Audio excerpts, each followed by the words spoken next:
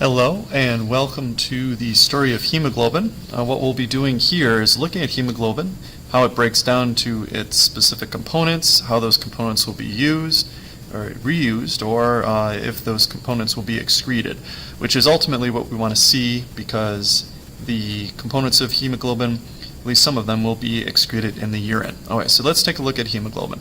Starting off with protein, it's a protein that's going to be in the blood. We know that hemoglobin does carry oxygen throughout the body, so that's its main job. After the blood cells no longer are functioning, so about 120 days after they've been made, there's a process where they'll die and then they'll be broken down. The hemoglobin that was on them will be broken down into two components, heme and globin. To start off with, globin is going to be a protein component of the hemoglobin, okay, the main protein portion that isn't made up of iron. This will end up being turned into amino acids and eventually reused in erythropoiesis, the reforming of red blood cells. Now heme is going to have a different story. So heme is going to eventually be broken down into two ultimate components. One is iron, which we are familiar with, and the other one is going to be eventually called bilirubin. This is also called biliverdin at this juncture. For our purposes, we'll just call it bilirubin. So let's first look at iron. Iron is going to be reused. The body loves to reuse stuff and put it back into different components. So if we think about that, if the body needs to use iron, where might it send it? Well, one, we're going to see it in the spleen. This is where the processing of red blood cells is primarily going to take place. Okay, other places, if we think, okay, well, the body's going to have to make new red blood cells, where could it send it? Okay, the bone marrow. Bone marrow is going to be our site for erythropoiesis, so we're going to have iron involved in order to make that hemoglobin again.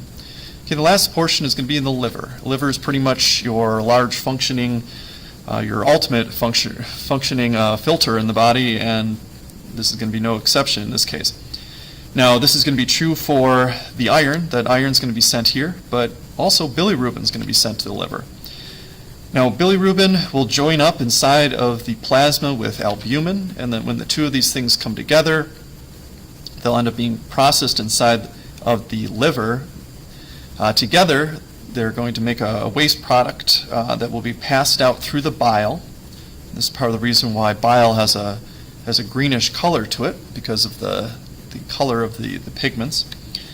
From the bile, then we end up going into the large intestine. Inside the large intestine, this is where you have a further processing of the bilirubin by the bacteria. Bacteria inside the intestinal system, large intestinal system, will turn this into something called urobilinogen. Now, urobilinogen will, in part, pass down, going out through the feces, giving part of the color to the feces. The other part will be reabsorbed. When it's reabsorbed into the bloodstream, eventually the kidneys will end up filtering some of it out. Okay, when it filters out into the urine, okay, this is what gives the kidneys and the urinary products produced by the kidneys their color. Okay, so this is going to this is the urobilinogen.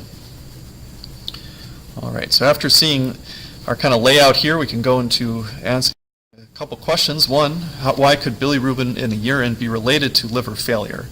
So looking back at our kind of flow chart here, where we see bilirubin being produced and flowing throughout the body, if we end up seeing it in its raw form here in the urine, why could that be related to liver failure?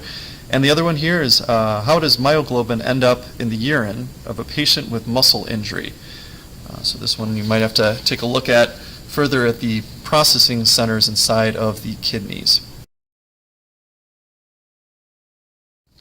Okay, so that concludes our story of hemoglobin. Make sure you understand the correlation here between the products of the blood and eventually how they play out in the urine.